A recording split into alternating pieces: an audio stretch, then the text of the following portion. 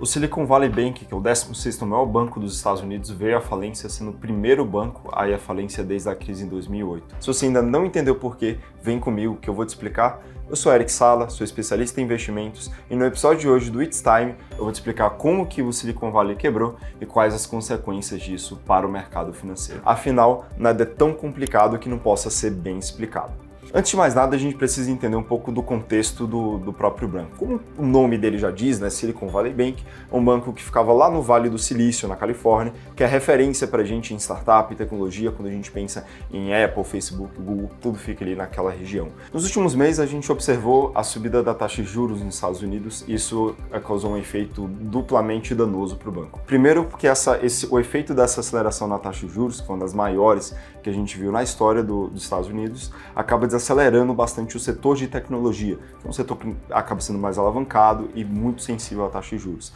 E por outro lado também, a gente viu que essa abertura na taxa de juros acaba prejudicando também a rentabilidade dos títulos, que são mais ou menos a renda fixa lá nos Estados Unidos, e spoiler, esses bancos investiam nesses títulos. Com a necessidade de capital cada vez maior dessas startups, que não tinham onde puxar dinheiro no mercado do jeito que está com juros elevados, só restava o dinheiro depositado no banco. E como o dinheiro depositado no banco ele teve um prejuízo que antes não estava realizado, porque o banco não precisava vender, não era nenhum problema. Como as startups começavam a precisar mais dinheiro e o banco precisou realizar esses prejuízos, a conta ali começou a não bater entre os depósitos que tinham e a necessidade dos clientes. O gatilho ali para essa crise aconteceu mais ou menos no dia 10 de março, quando o banco anunciou que estava vendendo uma carteira de títulos com prejuízo, né, realizando esse prejuízo, e que adicionalmente ela precisaria levantar capital no mercado para conseguir ter um balanço um pouco mais folgado.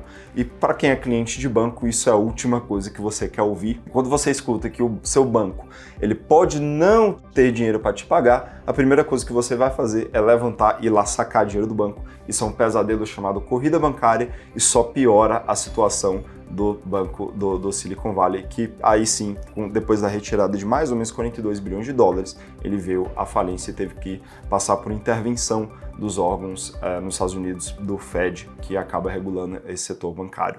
Em entrevista à CBS, a secretária de Tesouro americana, Janet Yellen, disse que essa situação do Silicon Valley Bank é bem diferente do que aconteceu em 2008, quando a gente teve a quebra de alguns bancos ali por conta da crise no setor imobiliário, notadamente a quebra do Lehman Brothers, que foi o ápice ali da crise de 2008. Essas são palavrinhas que inclusive o mercado talvez não goste de ouvir, que é o "This time is different". Mas em nota, o Michael Barr, que é o vice-presidente de supervisão do Fed, que é o Banco Central dos Estados Unidos, ele afirmou que haverá uma revisão cuidadosa ali dos balanços dos bancos para evitar crises futuras parecidas principalmente com 2008. E como é que fica o Brasil nessa situação? Bom, segundo o Diego Pérez, que é o presidente da Associação Nacional de Fintechs, a exposição das fintechs e startups eram baixa no banco, então não teria nenhum impacto ali de imediato, né? E na economia como um todo, os especialistas acreditam que a quebra desse banco seja um ponto de alerta ali para o Fed, que estava inclusive ponderando subir as taxas de juros ainda mais